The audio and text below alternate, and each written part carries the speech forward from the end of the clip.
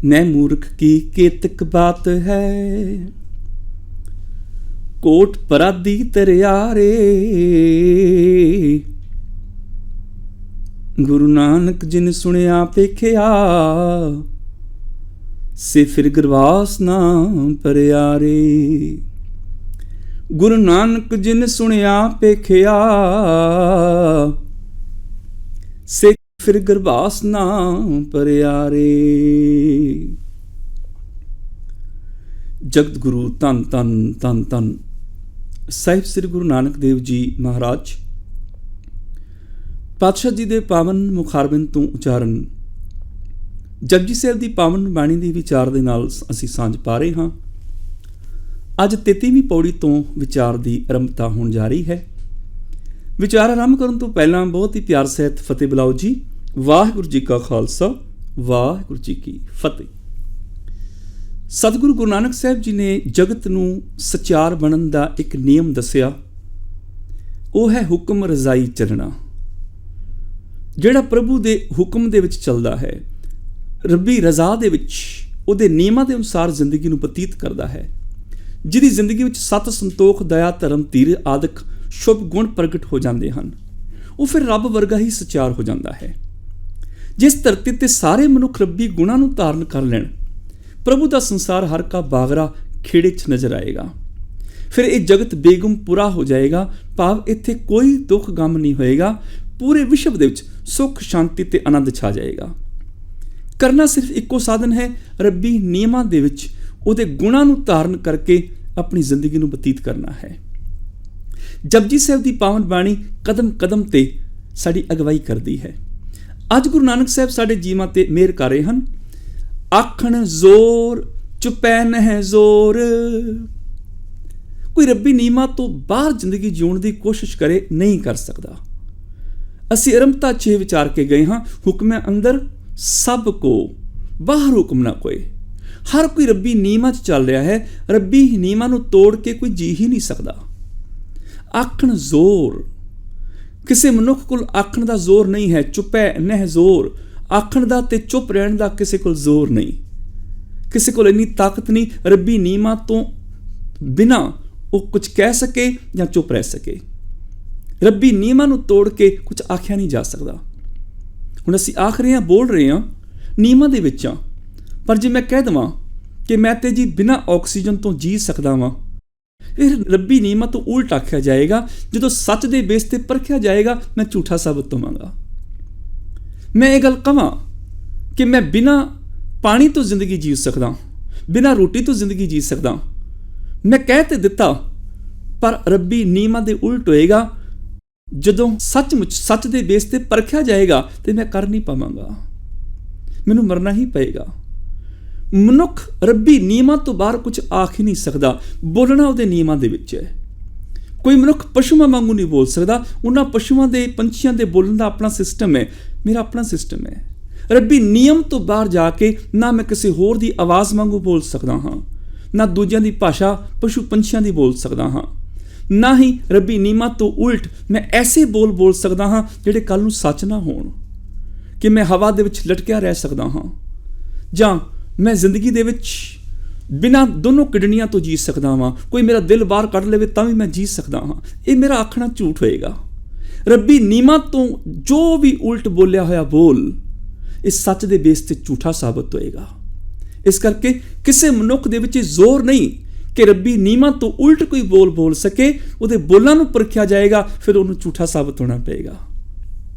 ਚੁੱਪੈ ਨਹਿ ਜ਼ੋਰ, ਮਨੁੱਖ ਦਾ ਚੁੱਪ ਰਹਿਣ ਦਾ ਵੀ ਜ਼ੋਰ ਨਹੀਂ। ਬੰਦਾ ਕਦੇ ਆਪਣੀ ਮਰਜ਼ੀ ਨਾਲ ਚੁੱਪ ਰਹਿ ਜਾਵਾਂ, ਚੁੱਪ ਨਹੀਂ ਰਿਹਾ ਜਾ ਸਕਦਾ।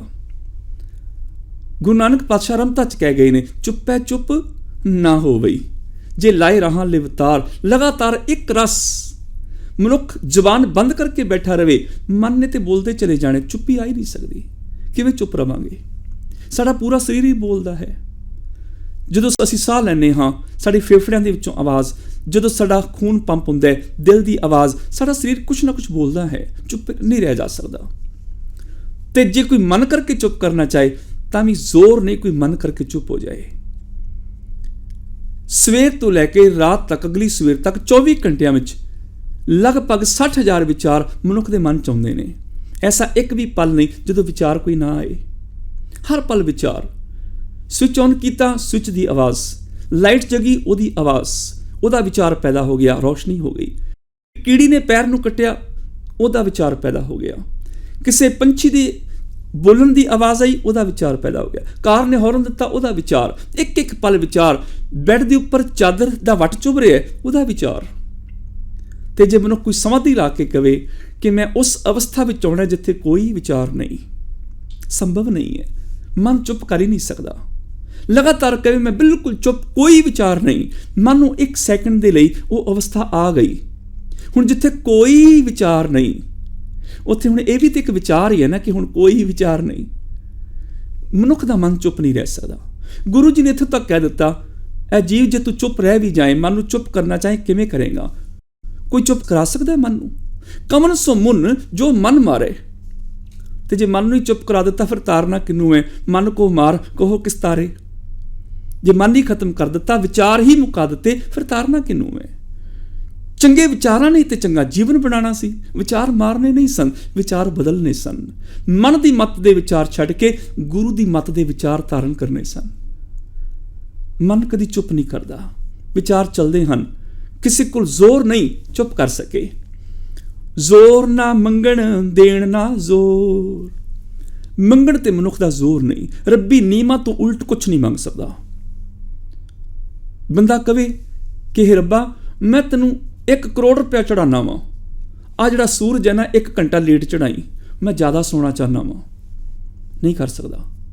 ਬੰਦਾ ਕਵੇ ਮੈਂ 5 ਕਰੋੜ ਰੁਪਏ ਦੇਣਾ, ਸੂਰਜ 2 ਘੰਟੇ ਪਹਿਲਾਂ ਚੜਾ ਦੇ, ਮੇਰਾ ਬੱਚਾ ਬਿਮਾਰ ਹੈ, ਜਲਦੀ ਸਵੇਰ ਹੋਏਗੀ, ਜਲਦੀ ਹਸਪੀਟਲ ਖੁੱਲਣਗੇ, ਮੈਂ ਬੱਚੇ ਨੂੰ ਡਾਕਟਰ ਤੱਕ ਲੈ ਜਾਵਾਂਗਾ। ਨਹੀਂ ਹੋ ਸਕਦਾ। ਕੋਈ ਕਵੇ ਰੱਬਾ ਤੂੰ ਇਸ ਧਰਤੀ ਨੂੰ ਘੁੰਮਣਾ ਬੰਦ ਕਰ ਦੇ, ਮੈਂ 10 ਕਰੋੜ ਰੁਪਏ ਦੇਣਾ। ਨਹੀਂ ਹੋ ਸਕਦਾ। ਆਪਣੀ ਮਰਜ਼ੀ ਨਾਲ ਮੰਗਿਆ, ਰੱਬੀ ਨਿਯਮਾਂ ਤੋਂ ਉਲਟ ਮੰਗਿਆ, ਕੁਛ ਵੀ ਨਹੀਂ ਮਿਲਦਾ। ਹਰ ਕੋਈ ਚੀਜ਼ ਨਿਯਮ ਦੇ ਵਿੱਚ ਹੀ ਰਹੇਗੀ, ਨਿਯਮ ਤੋਂ ਬਾਹਰ ਨਹੀਂ। ਕੋਈ ਕਵੇ ਰੱਬਾ ਮੈਂ ਇੰਨੇ ਗਿਣਤੀ ਦੇ ਪਾਠ ਕਰਦਾ, ਤੂੰ ਮੈਨੂੰ ਮਿਲ ਜਾ। ਇਸ ਤਰ੍ਹਾਂ ਰੱਬ ਨਹੀਂ ਮਿਲਦਾ। ਮੈਂ ਇੰਨੇ ਕਰਮ ਕਾਂਡ ਕੀਤੇ ਨੇ, ਮੈਨੇ ਤੀਰਥ ਇਸ਼ਨਾਨ, ਇੰਨੇ ਵਰਤ ਰੱਖੇ ਨੇ, ਤੈਨੂੰ ਮਿਲਣਾ ਚਾਹੀਦਾ ਹੈ। ਜ਼ੋਰ ਨਾ ਮੰਗਣ, ਰੱਬੀ ਨਿਯਮਾਂ ਤੋਂ ਉਲਟ ਅਸੀਂ ਕੁਛ ਮੰਗਾਂਗੇ, ਸਾਡਾ ਜ਼ੋਰ ਨਹੀਂ, ਸਮਰੱਥਾ ਨਹੀਂ।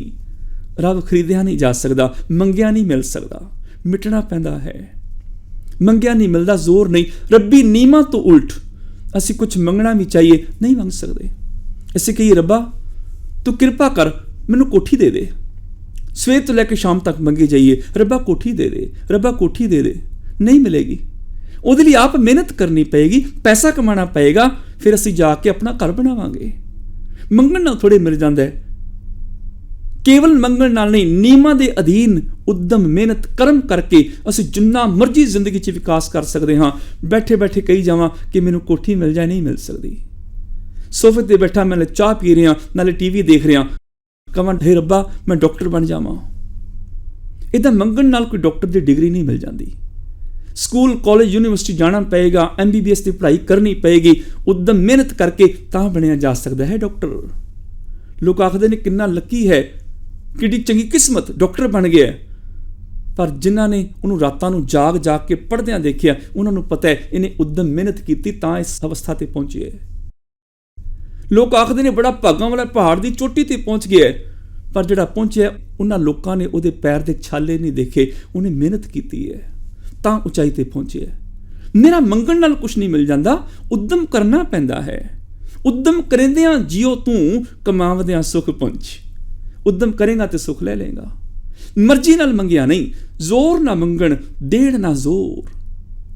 ਫਿਰ ਕਿਸੇ ਕੋਲ ਇੰਨੀ ਵੀ ਸਮਰੱਥਾ ਨਹੀਂ ਰੱਬੀ ਨਿਯਮਾਂ ਤੋਂ ਬਾਹਰ ਕਿਸੇ ਨੂੰ ਕੁਛ ਦੇ ਸਕੇ। ਕੋਈ ਮੈਨੂੰ ਆਖਦਾ ਭਾਈ ਸਾਹਿਬ ਆਪਣੀ ਕਾਰ ਦੇ ਦਿਓ। ਮੈਂ ਕਹਿੰਦਾ ਸੱਜਣਾ ਕਾਰ ਛੱਡ, ਮੇਰੇ ਕੋਲ ਤਾਂ ਸਾਈਕਲ ਵੀ ਨਹੀਂ, ਮੈਂ ਕਿਵੇਂ ਦੇਵਾਂਗਾ? ਫਿਰ ਜੇ ਮੇਰੇ ਕੋਲ ਕਾਰ ਹੀ ਨਹੀਂ ਕਿਵੇਂ ਦੇ ਸਕਦਾ? ਕੁਛ ਹੋਵੇ ਤੇ ਤਾਂ ਹੀ ਦੇਵਾਂਗਾ ਨਾ। ਰੱਬੀ ਨਿਯਮਾਂ ਤੋਂ ਉਲਟ ਕਿਸੇ ਨੂੰ ਕੁਛ ਦਿੱਤਾ ਵੀ ਨਹੀਂ ਜਾ ਸਕਦਾ।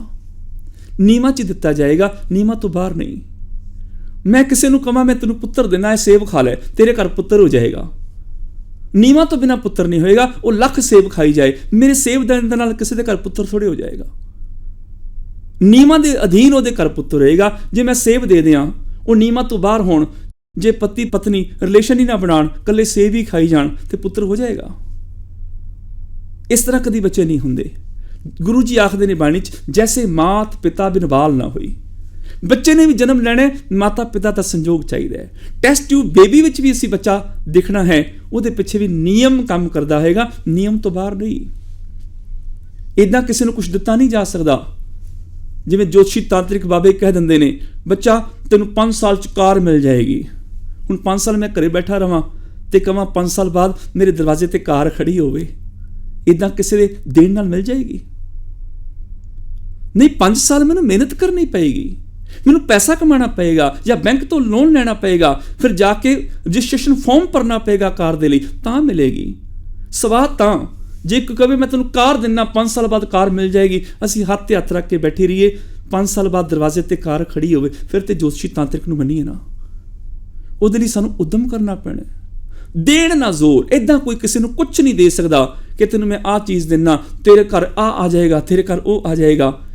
ਜਿਹੜੀ ਚੀਜ਼ ਆਏਗੀ ਉਹਦੇ ਪਿੱਛੇ ਕੋਈ ਨਾ ਕੋਈ ਨਿਯਮ ਕੰਮ ਕਰਦਾ ਹੋਏਗਾ। ਰੱਬੀ ਨਿਯਮਾਂ ਤੋਂ ਉਲਟ ਕੋਈ ਨਾ ਕਿਸੇ ਤੋਂ ਕੁਝ ਲੈ ਸਕਦਾ ਹੈ, ਨਾ ਹੀ ਕਿਸੇ ਨੂੰ ਦੇ ਸਕਦਾ ਹੈ। ਜ਼ੋਰ ਨਾ ਜੀਵਨ ਮਰਨ ਨਹਿ ਜ਼ੋਰ। ਜੀਵਨ ਦਾ ਕੀ ਜ਼ੋਰ ਹੈ ਬੰਦੇ ਤੇ ਕਿ ਮੈਂ ਆਪਣੀ ਮਰਜ਼ੀ ਨਾਲ ਜੀ ਸਕਦਾ? ਕੋਈ ਇਹ ਦਾਅਵਾ ਕਰੇ ਮੈਂ ਸਾਹ ਨਹੀਂ ਲਵਾਂਗਾ ਤੇ ਜੀ ਕੇ ਦਿਖਾਵਾਂਗਾ, ਰੱਬੀ ਨਿਯਮਾਂ ਤੋਂ ਉਲਟ ਜੀਵਨ ਨਹੀਂ ਮਿਲੇਗਾ। ਕੋਈ ਬੰਦਾ ਕਹੇ ਮੇਰੇ ਗਲੇ ਨੂੰ ਘੁੱਟ ਦਿਓ ਚੰਗੀ ਤਰ੍ਹਾਂ, ਪਰ ਮੈਂ ਜੀ ਕੇ ਦਿਖਾਵਾਂਗਾ। ਨਹੀਂ, ਨਿਯਮ ਆਖਦੇ ਨੇ ਤੈਨੂੰ ਸਾਹ ਮਿਲਣਗੇ ਤੇ ਤੂੰ ਜੀਵੇਂਗਾ, ਗਲਾ ਘੁੱਟਣ ਨਾਲ ਸਾਹ ਨਹੀਂ ਆਏਗਾ, ਤੂੰ ਨਹੀਂ ਜੀਵੇਂਗਾ। ਰੱਬੀ ਨਿਯਮਾਂ ਤੋਂ ਹੁਕਮਾਂ ਤੋਂ ਉਲਟ ਜੀ ਨਹੀਂ ਸਕੇਗਾ ਕੋਈ ਬੰਦਾ ਕਵੇ ਕਿ ਮੈਂ ਪਾਣੀ 'ਚ ਮੱਛੀਆਂ ਦੀ ਤਰ੍ਹਾਂ ਜੀ ਸਕਦਾ, ਮੈਨੂੰ ਆਕਸੀਜਨ ਦੀ ਲੋੜ ਨਹੀਂ, ਪਾਣੀ 'ਚ ਹੀ ਰਵਾਂਗਾ ਹਫ਼ਤਾ 10 ਦਿਨ 20 ਦਿਨ ਤੇ ਜੀ ਕੇ ਦਿਖਾਵਾਂਗਾ। ਪਰ ਜਦੋਂ ਸੱਚ ਦੇ ਬੇਸ ਤੇ ਪਰਖਿਆ ਜਾਏਗਾ, ਉਹ ਬੰਦੇ ਨੂੰ ਨਮੋਸ਼ੀ ਹੋਏਗੀ, ਝੂਠਾ ਸਾਬਤ ਹੋਣਾ ਪਏਗਾ, ਕਿਉਂਕਿ ਆਕਸੀਜਨ ਤੋਂ ਬਿਨਾਂ ਜੀ ਨਹੀਂ ਸਕੇਗਾ। ਕੋਈ ਬੰਦਾ ਕਵੇ ਮੇਰੀ ਦੋਨੋਂ ਕਿਡਨੀਆਂ ਕੱਢ ਲਓ, ਮੈਂ ਜੀ ਕੇ ਦਿਖਾਵਾਂਗਾ, ਮੇਰਾ ਦਿਲ ਬਾਹਰ ਕੱਢ ਲਓ, ਜੀ ਕੇ ਦਿਖਾਵਾਂਗਾ, ਇਹ ਝੂਠ ਹੋਏਗਾ। ਜੀਵਣਾ ਵੀ ਨਿਯਮਾਂ ਵਿੱਚ ਹੋਏਗਾ, ਬਿਨਾਂ ਨਿਯਮਾਂ ਤੋਂ ਜੀਵਨ ਹੋ ਹੀ ਨਹੀਂ ਸਕਦਾ। ਜੀਵਨ ਦੀਆਂ ਸ਼ਰਤਾਂ ਕੋਈ ਪੂਰੀਆਂ ਕਰੇਗਾ ਤੇ ਜਿੰਦਾ ਰਹੇਗਾ। ਜਿਸ ਦਿਨ ਜੀਵਨ ਦੀਆਂ ਸ਼ਰਤਾਂ ਪੂਰੀਆਂ ਕਰਨੀਆਂ ਬੰਦ ਕਰ ਦੇਗਾ, ਉਸ ਦਿਨ ਮੌਤ ਹੋ ਜਾਏਗੀ। ਜ਼ੋਰ ਨ ਜੀਵਨ ਮਰਨ ਨਹਿ ਜ਼ੋਰ। ਮੌਤ ਤੇ ਵੀ ਬੰਦੇ ਦਾ ਜ਼ੋਰ ਨਹੀਂ। ਬੰਦਾ ਕਵੇ ਕਿਉਂ ਨਹੀਂ, ਮੈਂ ਜਦੋਂ ਮਰਜ਼ੀ ਮਰ ਸਕਦਾ। ਹੁਣੇ ਇਲੈਕਟ੍ਰਿਸਿਟੀ ਵਾਲੀਆਂ ਤਾਰਾਂ, ਹੁਣੇ ਕਰੰਟ ਨੂੰ ਫੜ ਕੇ ਮੈਂ ਮਰ ਸਕਦਾ। ਹਾਂ, ਕਰੰਟ ਨੂੰ ਫੜ ਕੇ ਮਰੇਗਾ, ਪਿੱਛੇ ਨਿਯਮ ਕੰਮ ਕਰਦਾ ਹੋਏਗਾ ਕਰੰਟ ਦਾ। ਪਰ ਬੰਦਾ ਇਹ ਨਹੀਂ ਕਹਿ ਸਕਦਾ ਕਿ ਮੈਂ ਤੰਦਰੁਸਤ ਹੋਵਾਂ, ਨਾ ਹਾਰਟ ਦੀ ਪ੍ਰੋਬਲਮ, ਨਾ BP, ਨਾ ਸ਼ੂਗਰ, ਨਾ ਕੈਂਸਰ, ਦਿਮਾਗ ਬੜਾ ਸੋਹਣਾ ਚੱਲ ਰਿਹਾ ਹੈ, ਬ੍ਰੇਨ ਦੇ ਸੈੱਲ ਤੰਦਰੁਸਤ ਨੇ, ਸਰੀਰ ਤੰਦਰੁਸਤ, ਸਾਹ ਲੈ ਰਿਹਾ, ਬੈਠਾ ਬੈਠਾ ਮਰ ਜਾਵਾਂ। ਇੱਦਾਂ ਨਹੀਂ ਹੋ ਸਕਦਾ। ਜਦੋਂ ਮੌਤ ਆਏਗੀ ਉਹਦੇ ਪਿੱਛੇ ਕੋਈ ਨਾ ਕੋਈ ਨਿਯਮ ਕੰਮ ਕਰਦਾ ਹੋਏਗਾ। ਤੱਤਾਂ ਦਾ ਬੈਲੈਂਸ ਵਿਗੜੇਗਾ ਤੇ ਮੌਤ ਹੈ। ਜਦੋਂ ਜੀਵਨ ਦੀਆਂ ਸ਼ਰਤਾਂ ਪੂਰੀਆਂ ਨਹੀਂ ਹੋਣਗੀਆਂ, ਉਦੋਂ ਮੌਤ ਹੈ। ਆਪਣੇ ਆਪ ਤੇ ਮਰ ਵੀ ਕੋਈ ਨਹੀਂ ਸਕਦਾ। ਇਸੇ ਤਰ੍ਹਾਂ ਆਤਮਿਕ ਤੌਰ ਤੇ ਵੀ ਜ਼ੋਰ ਨਾ ਜੀਵਨ ਮਰਨ ਨਹਿ ਜ਼ੋਰ। ਬੰਦਾ ਕਵੇ ਕਿ ਮੈਂ ਝੂਠ ਬੋਲਾਂਗਾ, ਨਿੰਦਿਆ ਚੁਗਲੀ ਕਰਾਂਗਾ, ਪਰ ਮੈਂ ਆਤਮਿਕ ਤੌਰ ਤੇ ਜੀ ਕੇ ਦਿਖਾਵਾਂਗਾ। ਨਹੀਂ, ਉਹ ਮਰਿਆ ਹੈ, ਉਹਦੀ ਜ਼ਮੀਰ ਮਰੀ ਹੈ, ਉਹਨੂੰ ਮਰਿਆ ਹੋਇਆ ਕਿਹਾ ਜਾਏਗਾ।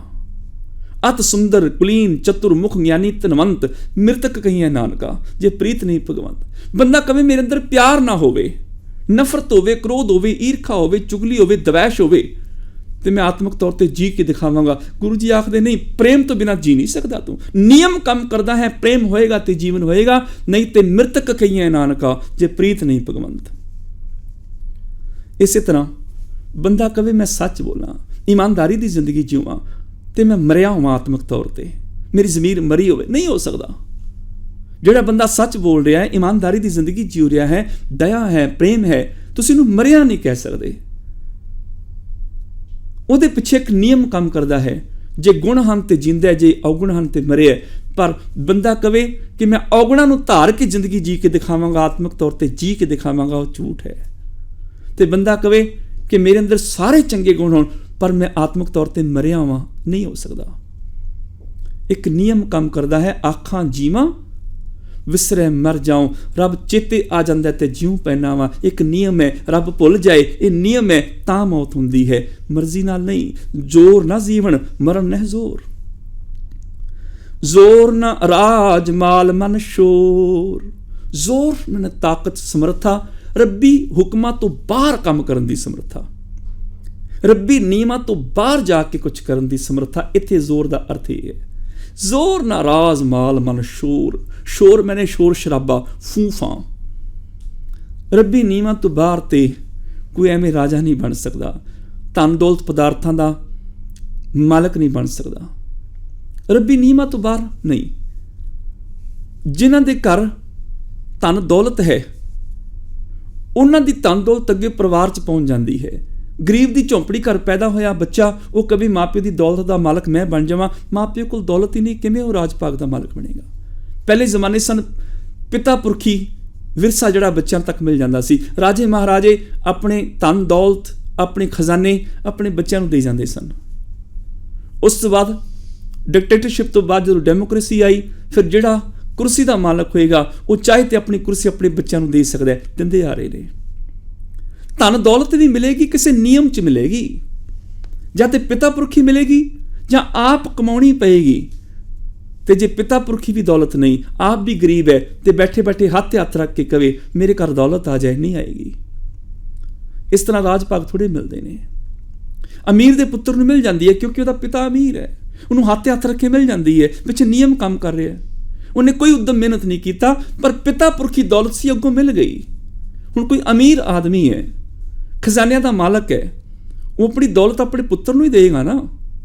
ਇਹ ਥੋੜੇ ਕਿ ਆਪਣੇ ਪੁੱਤਰ ਨੂੰ ਬਾਹਰ ਕੂੜੇ ਦੇ ਢੇਰ ਤੇ ਸੁੱਟ ਆਏਗਾ ਤੇ ਦੌਲਤ ਜਿਹੜੀ ਹੈ ਗਰੀਬ ਗੁਆਂਢੀ ਨੂੰ ਦੇ ਦੇਗਾ ਜਾਂ ਗਰੀਬ ਗੁਆਂਢੀ ਦੇ ਬੱਚੇ ਨੂੰ ਦੇ ਦੇਗਾ। ਉਹ ਤੇ ਆਪਣੇ ਪੁੱਤਰ ਨੂੰ ਹੀ ਦੇਗਾ ਨਾ, ਉਹਦੇ ਪਿੱਛੇ ਨਿਯਮ ਹੈ। ਇਹ ਧਨ ਦੌਲਤ ਵੀ ਹੋਏਗੀ ਕਿਸੇ ਨਿਯਮ ਅਧੀਨ ਕੋਲ ਹੋਏਗੀ, ਰਾਜ ਭਾਗ ਵੀ ਹੋਏਗਾ ਨਿਯਮ ਅਧੀਨ ਹੋਏਗਾ। ਪਹਿਲਾਂ ਰਾਜ ਭਾਗ ਪਿਤਾ ਪੁਰਖੀ ਚੱਲਦੇ ਆ ਰਹੇ ਸਨ, ਹੁਣ ਇਲੈਕਸ਼ਨ ਸਿਸਟਮ ਦੇ ਵਿੱਚੋਂ ਮਿਲਦੇ ਨੇ। ਨਿਯਮ ਹੈ ਨਾ। ਪਹਿਲਾਂ ਡਿਕਟੇਟਰਸ਼ਿਪ ਸੀ, ਹੁਣ ਡੈਮੋਕ੍ਰੇਸੀ ਹੈ। ਪਹਿਲਾਂ ਤਾਨਾਸ਼ਾਹੀ ਸੀ, ਹੁਣ ਲੋਕਤੰਤਰ ਹੈ। ਆਪਣੀ ਮਰਜ਼ੀ ਤਾਕਤ ਦੇ ਨਾਲ ਰੱਬੀ ਨਿਯਮਾਂ ਦੀ ਸਮਰੱਥਾ ਤੋਂ ਬਾਹਰ ਜਾ ਕੇ ਮਨੁੱਖ ਅਮੀਰ ਨਹੀਂ ਹੋ ਸਕਦਾ, ਧਨ ਦਾ ਮਾਲਕ ਨਹੀਂ ਬਣ ਸਕਦਾ। ਉਹਦੇ ਪਿੱਛੇ ਨਿਯਮ ਕੰਮ ਕਰਦਾ ਹੈ। ਆਤਮਿਕ ਰਾਜ ਵੀ ਜਿਹਨੇ ਲੈਣਾ, ਕੋਈ ਇਹ ਨਹੀਂ ਕਹਿ ਸਕਦਾ ਮੈਂ ਕ੍ਰੋਧ, ਨਿੰਦਿਆ, ਚੁਗਲੀ, ਝੂਠ ਬੋਲਾਂ ਤੇ ਆਤਮਿਕ ਤੌਰ ਤੇ ਰਾਜ ਕਰਾਂ। ਨਹੀਂ, ਉਹਨੇ ਗਰੀਬ ਰਹਿਣਾ। ਹਾਂ, ਰੱਬੀ ਗੁਣਾਂ ਨੂੰ ਧਾਰਨ ਕਰਕੇ ਉਹ ਰਾਜਾ ਮਹਾਰਾਜਾ ਪਾਤਸ਼ਾਹ ਬਣ ਸਕਦਾ ਹੈ, ਜਿਸ ਨੂੰ ਬਖਸ਼ੇ ਸਿਫਤ ਸਲਾਹ ਨਾਨਕ ਪਾਤਸ਼ਾਹੀ ਪਾਤਸ਼ਾਹ। ਨਿਯਮ ਹੈ ਨਾ ਪਿੱਛੇ। ਜ਼ੋਰ ਨਾ ਰਾਜ ਮਾਲ ਮਨ ਸ਼ੋਰ, ਮਨ ਦਾ ਸ਼ਰਾਬਾ ਫੂਫਾਂ, ਇੰਨੀ ਦੌਲਤ ਦਾ ਮੈਂ ਮਾਲਕ ਹਾਂ, ਇੰਨੀ ਦੌਲਤ ਮੇਰੇ ਕੋਲ ਹੈ। ਉਸ ਸ਼ੋਰ ਸ਼ਰਾਬੇ ਦੇ ਵਿੱਚ ਆਪਣੀ ਜ਼ਿੰਦਗੀ ਬਤੀਤ ਕਰ ਰਿਹਾ ਹੈ, ਪਰ ਆ ਜਿਹੜਾ ਦੌਲਤ ਦਾ ਸ਼ੋਰ ਸ਼ਰਾਬਾ ਹੈ, ਨਿਯਮ ਕੰਮ ਕਰਦਾ ਇਹਦੇ ਪਿੱਛੇ। ਜ਼ੋਰ ਨਹੀਂ, ਤਾਕਤ ਨਹੀਂ। ਮਨ ਦੇ ਅੰਦਰ ਜਦੋਂ ਹੰਕਾਰ ਹੁੰਦਾ ਹੈ ਕਿਸੇ ਚੀਜ਼ ਦਾ, ਉਦੋਂ ਸ਼ੋਰ ਸ਼ਰਾਬਾ ਪੈਦਾ ਹੋ ਜਾਂਦਾ ਹੈ। ਪਰ ਜੇ ਕਿਤੇ ਮਨ 'ਚ ਨਿਮਰਤਾ ਹੋਵੇ, ਰਾਜ ਸਿੰਘਾਸਨ ਤੇ ਬੈਠਾ ਵੀ ਮਨੁੱਖ ਨਿਮਰ ਰਹਿੰਦਾ ਹੈ। ਭਗਤ ਵੱਡਾ ਰਾਜਾ ਜਨਕ ਹੈ, ਗੁਰਮੁਖ ਮਾਇਆ ਵਿੱਚ ਉਦਾਸੀ। ਰਾਜਾ ਜਨਕ ਤਖਤ ਤੇ ਵੀ ਬੈਠਾ ਤਾਂ ਵੀ ਨਿਮਰਤਾ ਵਿੱਚ ਹੈ, ਮਾਇਆ ਵਿੱਚ ਰਹਿੰਦਿਆਂ ਨਿਰਲੇਪ ਹੈ। ਰੱਬੀ ਨਿਯਮਾਂ ਤੋਂ ਬਾਹਰ ਤੇ ਮਨ ਦਾ ਸ਼ੋਰ ਸ਼ਰਾਬਾ ਵੀ ਕੁਝ ਨਹੀਂ ਕਹਿ ਸਕਦਾ, ਨਿਯਮਾਂ ਤੋਂ ਬਾਹਰ ਜਾ ਕੇ ਨਹੀਂ। ਜ਼ੋਰ ਨਾ ਸੁਰਤੀ ਗਿਆਨ ਵਿਚਾਰ, ਬੰਦਾ ਕਵੇ ਮੈਂ ਰੱਬੀ ਨਿਯਮਾਂ ਤੋਂ ਬਾਹਰ ਜਾ ਕੇ ਆਪਣੀ ਸੁਰਤ ਉੱਚੀ ਕਰ ਲਵਾਂ, ਨਹੀਂ ਹੋ ਸਕਦਾ। ਆਪਣੀ ਸੁਰਤ ਨੂੰ ਉੱਚਾ ਚੁੱਕਣਾ ਹੈ ਤੇ ਗੁਰੂ ਦੇ ਗਿਆਨ ਦੀ ਲੋੜ ਹੈ। ਗੁਰੂ ਦੇ ਉਪਦੇਸ਼ ਨੂੰ ਕਮਾ ਕੇ ਹੀ ਸੁਰਤ ਨੂੰ ਉੱਚਾ ਕੀਤਾ ਜਾ ਸਕਦਾ ਹੈ, ਆਪਣੀ ਤਾਕਤ ਨਾਲ ਨਹੀਂ। ਜ਼ੋਰ ਨਾ ਸੁਰਤੀ ਗਿਆਨ, ਗਿਆਨ ਵੀ ਨਿਯਮਾਂ ਤੋਂ ਬਾਹਰ ਨਹੀਂ ਮਿਲ ਸਕਦਾ, ਆਪਣੇ ਜ਼ੋਰ ਨਾਲ ਨਹੀਂ। ਬੰਦਾ ਕਵੇ ਕਿ ਮੈਂ ਸਾਇੰਟਿਸਟ ਬਣਨਾ ਹੈ, ਪਰ ਘਰੇ ਸਾਰਾ ਦਿਨ ਸੁੱਤਾ ਰਵੇ, ਕਿਵੇਂ ਸਾਇੰਟਿਸਟ ਬਣੇਗਾ? ਉਹਨੂੰ ਗਿਆਨ ਹਾਸਲ ਕਰਨਾ ਪਏਗਾ। ਘਰੇ ਬੈਠੇ ਗਿਆਨ ਨਹੀਂ ਮਿਲ ਜਾਏਗਾ, ਉਹਨੂੰ ਸਕੂਲ ਕਾਲਜ ਯੂਨੀਵਰਸਿਟੀ 'ਚ ਵਿੱਦਿਆ ਪੜ੍ਹਨੀ ਪਏਗੀ, ਤਾਂ ਹੀ ਉਹ ਸਾਇੰਟਿਸਟ ਬਣੇਗਾ। ਜਿਹਨੇ ਗਿਆਨ ਹਾਸਲ ਕਰਨਾ ਹੈ, ਕੋਈ ਕਵੇ ਮੈਨੂੰ ਗੁਰਬਾਣੀ ਦਾ ਗਿਆਨ ਆ ਜਾਏ, ਤੇ ਗੁਰਬਾਣੀ ਉਹ ਕਦੀ ਪੜ੍ਹੇ ਨਾ, ਕਦੀ ਸ਼ਬਦ ਦੇ ਇੱਕ ਲਾਈਨ ਦੇ ਅਰਥ ਨਾ ਕਰੇ, ਵਿਚਾਰ ਨਾ ਕਰੇ, ਕਿਵੇਂ ਗਿਆਨਵਾਨ ਬਣੇਗਾ? ਉਹਨੂੰ ਗਿਆਨਵਾਨ ਬਣਨ ਲਈ ਗੁਰਬਾਣੀ ਦਾ ਪਾਠ ਕਰਨਾ ਪਏਗਾ, ਸ਼ਬਦ ਦੀ ਵਿਚਾਰ ਕਰਨੀ ਪਏਗੀ। ਕੋਈ ਕਵੇ ਮੈਨੂੰ ਜਪਜੀ ਸਾਹਿਬ ਦਾ ਘੱਟੋ ਘੱਟ ਜਿਹੜੀ ਬੇਸਿਕ ਬਾਣੀ ਗੁਰੂ ਨਾਨਕ ਸਾਹਿਬ ਦੀ, ਜਪਜੀ ਸਾਹਿਬ ਦਾ ਹੀ ਗਿਆਨ ਮਿਲ ਜਾਏ, ਪਰ ਜਿਹੜਾ ਜਪਜੀ ਸਾਹਿਬ ਦਾ ਪਾਠ ਹੀ ਨਹੀਂ ਕਰੇਗਾ, ਉਹਦੇ ਅਰਥ ਨਹੀਂ ਪੜ੍ਹੇਗਾ, ਕਿਵੇਂ ਗਿਆਨ ਮਿਲ ਜਾਏਗਾ? ਬੈਠੇ ਬਿਠਾਏ ਤੇ ਗਿਆਨ ਨਹੀਂ ਮਿਲਦਾ। ਬੱਚੇ ਨੇ ਜੱਜ ਬਣਨਾ ਹੈ, ਵਕੀਲ ਬਣਨਾ ਹੈ, LLB ਦੀ ਡਿਗਰੀ ਲੈਣੀ ਹੈ, ਤੇ ਉਹਨੂੰ ਗਿਆਨ ਲੈਣਾ ਪਏਗਾ। ਬਿਨਾਂ ਨਿਯਮਾਂ ਤੋਂ ਘਰ ਬੈਠੇ ਬੈਠੇ ਉਹ LLB ਦੀ ਡਿਗਰੀ ਨਹੀਂ ਲੈ ਸਕਦਾ, ਬਿਨਾਂ ਗਿਆਨ ਲਏ ਵਕੀਲ ਨਹੀਂ ਬਣ ਸਕਦਾ। ਉਹਨੂੰ ਅਰਨ ਕਰਨਾ ਪੈਣਾ। ਰੱਬੀ ਨਿਯਮਾਂ ਤੋਂ ਬਾਹਰ ਜਾ ਕੇ ਗਿਆਨ ਨਹੀਂ, ਗਿਆਨ ਲੈਣ ਵਾਸਤੇ ਪੜ੍ਹਨਾ ਪਏਗਾ। ਅਕਲੀ ਸਾਹਿਬ ਸੇਵੀ ਹੈ, ਅਕਲੀ ਪਾਈ ਹੈ ਮਾਨ, ਅਕਲੀ ਪੜ੍ਹ ਕੇ ਬੁੱਝੀ ਹੈ। ਪੜ੍ਹ ਕੇ ਬੁੱਝਣਾ ਪਏਗਾ, ਸਮਝਣਾ ਪਏਗਾ, ਤਾਂ ਹੀ ਗਿਆਨ ਆਏਗਾ। ਜਿਹਨੇ ਗੁਰੂ ਦਾ ਗਿਆਨ ਵੀ ਲੈਣਾ ਹੈ ਉਹਨੂੰ ਧੰਨ ਗੁਰੂ ਗ੍ਰੰਥ ਸਾਹਿਬ ਦੀ ਬਾਣੀ ਦਾ ਪਾਠ ਕਰਨਾ ਪਏਗਾ, ਬਾਣੀ ਦੀ ਵਿਚਾਰ ਕਰਨੀ ਪਏਗੀ, ਤਾਂ ਹੀ ਤੇ ਗਿਆਨਵਾਨ ਬਣੇਗਾ।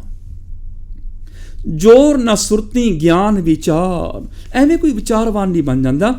ਸ਼ਬਦ ਨੂੰ ਵਿਚਾਰਨਾ ਪੈਂਦਾ ਹੈ, ਬਾਣੀ ਨੂੰ ਵਿਚਾਰਨਾ ਪੈਂਦਾ ਹੈ। ਕਿਸੇ ਸਬਜੈਕਟ ਨੂੰ ਵਿਚਾਰ ਕੇ ਹੀ ਉਹਦਾ ਮਾਸਟਰ ਬਣਿਆ ਜਾ ਸਕਦਾ ਹੈ। ਜਿਹੜਾ ਬੱਚਾ ਸਕੂਲ 'ਚ ਪੜ੍ਹਾਈ ਨਾ ਕਰੇ ਉਹ ਕਿਵੇਂ ਵਿਚਾਰਵਾਨ ਬਣੇਗਾ? ਜਿਹੜਾ ਪੜ੍ਹਾਈ ਕਰੇਗਾ ਵਿਚਾਰਵਾਨ ਬਣੇਗਾ। ਵਿਚਾਰਵਾਨ ਬਣਨ ਪਿੱਛੇ ਵੀ ਨਿਯਮ ਕੰਮ ਕਰਦਾ ਹੈ। ਇਸ ਤਰ੍ਹਾਂ ਨਹੀਂ ਹੋ ਸਕਦਾ ਕਿ ਮੈਂ ਘਰੇ ਬੈਠੇ ਬੈਠੇ ਕਿਸੇ ਸਬਜੈਕਟ ਦਾ ਵਿਚਾਰਵਾਨ ਹੋ ਜਾਵਾਂ। ਵਿਚਾਰਵਾਨ ਬਣਨ ਦੇ ਲਈ ਉਸ ਚੀਜ਼ ਦੀ ਵਿਚਾਰ ਕਰਨੀ ਪਏਗੀ।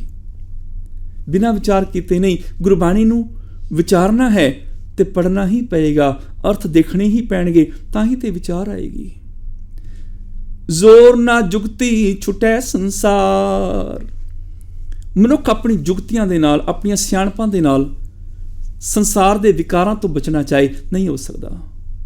ਜਿੰਨੀਆਂ ਮਰਜ਼ੀ ਚਲਾਕੀਆਂ ਸਿਆਣਪਾਂ ਕਰੇ। 4 ਸਾਧਨ ਤੇ ਗੁਰੂ ਸਾਹਿਬ ਨੇ ਦਿੱਤੇ ਹੀ ਸਨ, ਜਿਹੜੇ ਅਰਮਤਾ ਦੇ ਵਿੱਚ ਰੱਦ ਕਰ ਦਿੱਤੇ। ਤੀਰਥਾਂ ਦੇ ਇਸ਼ਨਾਨ ਦੇ ਨਾਲ, ਚੁੱਪ ਰਹਿ ਕੇ ਅੱਖਾਂ ਮੀਟ ਕੇ ਸਮਾਧੀਆਂ ਲਾਉਣ ਦੇ ਨਾਲ, ਪਦਾਰਥਾਂ ਨਾਲ ਮਨ ਨੂੰ ਰਜਾਉਣ ਦੇ ਨਾਲ, ਤੇ ਚੌਥਾ ਚਲਾਕੀਆਂ ਦੇ ਨਾਲ ਬੰਦਾ ਵਿਕਾਰਾਂ ਤੋਂ ਛੁੱਟ ਨਹੀਂ ਸਕਦਾ। ਕੂੜ ਦੀ ਦੀਵਾਰ ਨਹੀਂ ਟਹਿ ਸਕਦੀ, ਸਚਿਆਰ ਨਹੀਂ ਹੋ ਸਕਦਾ। ਸੋਚਿਆ ਸੋਚਣਾ ਹੋਵੇ ਵਾਲੀ ਪੌੜੀ ਵਿਚਾਰ ਕੇ ਦੇਖਦੇ ਹੋ। ਮਨੁੱਖ ਆਪਣੀਆਂ ਚਲਾਕੀਆਂ ਸਿਆਣਪਾਂ ਦਾ ਨਾਲ ਕਦੀ ਬਚ ਨਹੀਂ ਸਕਦਾ। ਜ਼ੋਰ ਨਾ ਜੁਗਤੀ ਛੁਟੈ ਸੰਸਾਰ। ਮੈਂ ਕਹਾਂ ਚਲਾਕੀ ਦੇ ਨਾਲ ਮੈਂ ਕ੍ਰੋਧ ਹੰਕਾਰ ਛੱਡ ਦਿਆਂ, ਨਹੀਂ।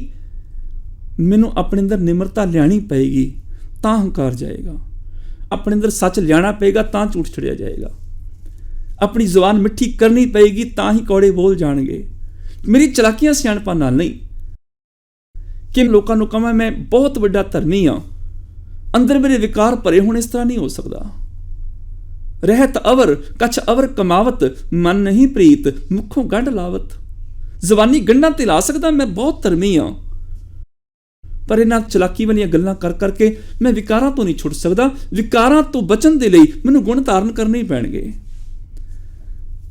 ਜਿਸ ਹੱਥ ਜ਼ੋਰ ਕਰ ਵੇਖੈ ਸੋਏ। ਤੇ ਜੇ ਕੋਈ ਬੰਦਾ ਕਵੇ ਮੈਂ ਰੱਬੀ ਨੀਮਾ ਤੋਂ ਬਾਹਰ ਕੁਝ ਕਰ ਸਕਦਾ, ਗੁਰੂ ਨਾਨਕ ਪਾਤਸ਼ਾਹ ਕਹਿਣ ਲੱਗੇ ਜਿਸ ਹੱਥ ਜ਼ੋਰ, ਜਿਹਦੇ ਕੋਲ ਤਾਕਤ ਹੈ ਰੱਬੀ ਨੀਮਾ ਤੋਂ ਬਾਹਰ ਕੁਝ ਕਰਨ ਦੀ, ਕਰ ਵੇਖੈ ਸੋਏ, ਕਰਕੇ ਵੇਖ ਲਵੇ। ਜਿਹੜਾ ਕੋਈ ਕਹਿੰਦਾ ਮੈਂ ਕਰ ਸਕਦਾ, ਰੱਬੀ ਜ਼ੋਰ, ਰੱਬੀ ਨੀਮਾ ਤੋਂ ਬਾਹਰ ਜਾ ਕੇ ਆਪਣੇ ਜ਼ੋਰ ਨਾਲ, ਰੱਬੀ ਨੀਮਾ ਤੋਂ ਬਾਹਰ ਜਾ ਕੇ ਆਪਣੀ ਤਾਕਤ ਸਮਰੱਥਾ ਦੇ ਨਾਲ ਮੈਂ ਕੁਝ ਕਰ ਸਕਦਾ ਹਾਂ, ਤੇ ਗੁਰੂ ਨਾਨਕ ਪਾਤਸ਼ਾਹ ਨੂੰ ਆਖਦੇ ਨੇ ਫਿਰ ਠੀਕ ਹੈ, ਜਿਸ ਹੱਥ ਜ਼ੋਰ ਕਰ ਵੇਖੈ ਸੋਏ। ਜਿਹਦੇ ਕੋਲ ਇੰਨੀ ਤਾਕਤ ਹੈ ਰੱਬੀ ਨੀਮਾ ਨੂੰ ਤੋੜ ਕੇ ਉਹ ਕੁਝ ਕਰ ਸਕਦਾ ਹੈ, ਕਰਕੇ ਦਿਖਾ ਦੇਵੇ। ਫਿਰ ਸਮੁੰਦਰ ਦੇ ਵਿੱਚ 5 ਘੰਟੇ ਰਹਿ ਕੇ ਜਿੰਦਾ ਹੋ ਕੇ ਦਿਖਾ ਦੇਵੇ। ਫਿਰ ਆਕਸੀਜਨ ਬੰਦ ਕਰਕੇ ਬਿਨਾਂ ਆਕਸੀਜਨ ਤੋਂ 5 ਘੰਟੇ ਜਿੰਦਾ ਰਹਿ ਕੇ ਦਿਖਾ ਦੇਵੇ। ਜੇ ਕਰ ਸਕਦਾ ਹੈ ਦੋਨੋਂ ਕਿਡਨੀਆਂ ਬਾਹਰ ਕੱਢ ਕੇ ਜ਼ਿੰਦਗੀ ਜਿਉਂ ਕੇ ਦਿਖਾ ਦੇਵੇ। ਆਪਣੇ ਦਿਲ ਨੂੰ ਬਾਹਰ ਕੱਢ ਕੇ ਜ਼ਿੰਦਗੀ ਜਿਉਂ ਕੇ ਦਿਖਾ ਦੇਵੇ। ਜੇ ਕੋਈ ਕਹਿੰਦਾ ਹੈ ਕਿ ਮੈਂ ਬਿਨਾਂ ਸਾਹ ਤੋਂ, ਬਿਨਾਂ ਰੋਟੀ ਤੋਂ, ਬਿਨਾਂ ਪਾਣੀ, ਬਿਨਾਂ ਕੁਝ ਖਾਧੇ ਪੀਤੇ ਜਿੰਦਾ ਰਹਿ ਸਕਦਾ, ਫਿਰ ਕਰਕੇ ਵਿਖਾਵੇ। ਜਿਸ ਹੱਥ ਜ਼ੋਰ ਕਰ ਵੇਖਿਆ ਸੋਏ। ਪਰ ਮੇਰੀਆਂ ਗੱਲਾਂ ਨੇ ਜਦੋਂ ਪਰਖਿਆ ਜਾਏਗਾ ਉਦੋਂ ਮਨੁੱਖ ਨੂੰ ਝੂਠਾ ਸਾਬਤ ਹੋਣਾ ਪਏਗਾ। ਰੱਬੀ ਨੀਮਾ ਤੋਂ ਬਾਹਰ ਕੋਈ ਕੁਝ ਨਹੀਂ ਕਰ ਸਕਦਾ। ਨੀਮਾਂ ਦੇ ਵਿੱਚ ਹੀ ਜੀਵਨ, ਨੀਮਾਂ ਵਿੱਚ ਹੀ ਸਾਰਾ ਸੰਸਾਰ, ਨੀਮਾਂ ਵਿੱਚ ਹੀ ਚੱਲਣਾ ਪਏਗਾ। ਜਿਹਦੇ ਕੋਲ ਤਾਕਤ ਹੈ ਕਰਕੇ ਵੇਖ ਲਵੇ। ਜਿਹੜਾ ਕੋਈ ਆਖਦੇ ਹਾਂ ਕਿਸੇ ਜੋਤਸ਼ੀ ਤਾਂਤਰਿਕ ਸਾਧ ਬਾਬੇ ਦੇ ਸੇਵ ਦਿੱਤਿਆਂ ਪੁੱਤਰ ਹੋ ਜਾਂਦਾ ਹੈ, ਕਰਕੇ ਦੇਖ ਲਵੇ। ਇਕੱਲਾ ਸੇਵ ਖਾਈ ਜਾਵੇ, ਸੰਬੰਧ ਨਾ ਬਣਾਏ, ਦੇਖੋ ਪੁੱਤਰ ਹੁੰਦਾ ਕਿ ਨਹੀਂ ਹੁੰਦਾ, ਕਰਕੇ ਦੇਖ ਲਵੇ। ਜਿਸ ਹੱਥ ਜ਼ੋਰ ਕਰ ਵੇਖਿਆ ਸੋਏ। ਨਹੀਂ, ਜਦੋਂ ਹੋਏਗਾ ਉਹਦੇ ਪਿੱਛੇ ਨਿਯਮ ਕੰਮ ਕਰੇਗਾ। ਬਿਨਾਂ ਨਿਯਮਾਂ ਤੋਂ, ਰੱਬੀ ਹੁਕਮਾਂ ਤੋਂ ਬਾਹਰ ਕੁਛ ਨਹੀਂ ਹੋ ਸਕਦਾ। ਹੁਕਮੇ ਅੰਦਰ ਸਭ ਕੋ, ਬਾਹਰ ਹੁਕਮ ਨਾ ਕੋਏ। ਤੇ ਬੁੱਝਣਾ ਕੀ? ਉਸ ਹੁਕਮ ਨੂੰ ਬੁੱਝਣਾ। ਨਾਨਕ ਹੁਕਮੈ ਜੇ ਬੁੱਝੈ। ਉਹਨਾਂ ਨਿਯਮਾਂ ਨੂੰ ਬੁੱਝ ਕੇ ਜਦੋਂ ਕੁਝ ਕਰੇਗਾ ਸਭ ਕੁਝ ਹੋ ਜਾਏਗਾ। ਹੁਕਮ ਨੂੰ ਬੁੱਝ ਲਏਗਾ, ਫਿਰ ਸਮਝ ਆਏਗੀ ਵੀ ਹਾਂ ਰੱਬੀ ਨਿਯਮਾਂ ਤੋਂ ਬਾਹਰ ਤੇ ਜੀ ਕੁਝ ਵੀ ਨਹੀਂ ਹੁੰਦਾ। ਫਿਰ ਹੰਕਾਰ ਨਹੀਂ ਰਹੇਗਾ ਕਿ ਮੈਂ ਕੁਝ ਕਰ ਸਕਦਾ ਹਾਂ। ਨਾਨਕ ਹੁਕਮੈ ਜੇ ਬੁੱਝੈ ਤਾਂ ਹੋ ਮੈਂ ਕਹਿਣਾ ਕੋਈ। ਨਹੀਂ ਤੇ ਜਿਹਦੇ ਕੋਲ ਤਾਕਤ ਉਹ ਕਰਕੇ ਦੇਖ ਲਵੇ। ਨਾਨਕ ਉੱਤਮ ਨੀਚ ਨਾ ਕੋਏ। ਹੇ ਨਾਨਕ, ਰੱਬੀ ਨੀਮਾ ਤੋਂ ਬਾਹਰ ਜਾ ਕੇ ਨਾ ਤੇ ਕੋਈ ਉੱਤਮ ਬਣ ਸਕਦਾ ਨਾ ਨੀਚ। ਇਹ ਨਹੀਂ ਹੋ ਸਕਦਾ ਕੋਈ ਬੰਦਾ ਕਵੇ ਮੈਂ ਝੂਠ ਬੋਲ ਕੇ ਉੱਤਮ ਬਣ ਜਾਵਾਂ, ਬੇਈਮਾਨੀ ਕਰਕੇ ਮੈਂ ਸ੍ਰੇਸ਼ਟ ਹੋ ਜਾਵਾਂ, ਕਿਸੇ ਗਰੀਬ ਦਾ ਹੱਕ ਮਾਰ ਕੇ ਮੈਂ ਬ੍ਰਹਮ ਗਿਆਨੀ ਧਰਮਾਤਮਾ ਹੋ ਜਾਵਾਂ। ਨਹੀਂ, ਤੇ ਇਹ ਵੀ ਨਹੀਂ ਹੋ ਸਕਦਾ ਕਿ ਮੈਂ ਸੱਚ ਬੋਲ ਕੇ ਨੀਚ ਹੋਵਾਂ। ਮੈਂ ਗਰੀਬਾਂ ਦਾ ਹੱਕ ਮਾਰਾਂ, ਲੋਕ ਮੈਨੂੰ ਉੱਤਮ ਕਹਿਣ। ਨਹੀਂ, ਉੱਤਮ ਤੇ ਨੀਚ ਹੋਣ ਪਿੱਛੇ ਵੀ ਇੱਕ ਨਿਯਮ ਕੰਮ ਕਰਦਾ ਹੈ। ਜੇ ਮੈਂ ਕਾਮ, ਕ੍ਰੋਧ, ਲੋਭ, ਮੋਹ, ਹੰਕਾਰ ਕਰਾਂਗਾ ਤੇ ਨੀਚ ਅਖਵਾਵਾਂਗਾ। ਜੇ ਸਤ, ਸੰਤੋਖ, ਦਇਆ, ਧਰਮ, ਧੀਰਜ ਰੱਖਾਂਗਾ ਮੈਂ ਸ੍ਰੇਸ਼ਟ ਅਖਵਾਵਾਂਗਾ। ਰੱਬੀ ਨਿਯਮਾਂ ਤੋਂ ਬਾਹਰ ਪਾਪ ਕਰਮ ਕਰਕੇ ਕੋਈ ਉੱਤਮ ਨਹੀਂ ਬਣ ਜਾਂਦਾ, ਧਰਮੀ ਕਰਮ ਕਰਨ ਵਾਲੇ ਨੂੰ ਕੋਈ ਨੀਚ ਨਹੀਂ ਕਹਿ ਸਕਦਾ, ਉਹ ਉੱਚਾ ਹੀ ਰਹੇਗਾ। ਨਾਨਕ ਉੱਤਮ ਨੀਚ ਨਾ ਕੋਈ ਹੈ, ਨਾਨਕ ਰੱਬੀ ਹੁਕਮਾਂ ਤੋਂ ਬਿਨਾਂ ਆਪਣੀ ਤਾਕਤ ਨਾਲ ਨਾ ਕੋਈ ਉੱਤਮ ਹੋ ਸਕਦਾ ਹੈ, ਨਾ ਕੋਈ ਨੀਚ ਹੋ ਸਕਦਾ ਹੈ। ਉੱਤਮ ਤੇ ਨੀਚ ਹੋਣ ਪਿੱਛੇ ਵੀ ਰੱਬੀ ਨਿਯਮ ਕੰਮ ਕਰਦੇ ਨੇ। ਜਿਸ ਦਿਨ ਇਹਨਾਂ ਰੱਬੀ ਹੁਕਮਾਂ ਨੂੰ, ਗੁਣਾਂ ਨੂੰ ਸਮਝ ਜਾਵਾਂਗੇ, ਅਸੀਂ ਸ੍ਰੇਸ਼ਟ ਹੋ ਜਾਵਾਂਗੇ। ਹੋਈਆਂ ਭੁੱਲਾਂ ਖਿਮਾ। ਫਤਿਹ ਬੁਲਾਓ ਜੀ। ਵਾਹਿਗੁਰੂ ਜੀ ਕਾ ਖਾਲਸਾ, ਵਾਹਿਗੁਰੂ ਜੀ ਕੀ ਫਤਿਹ।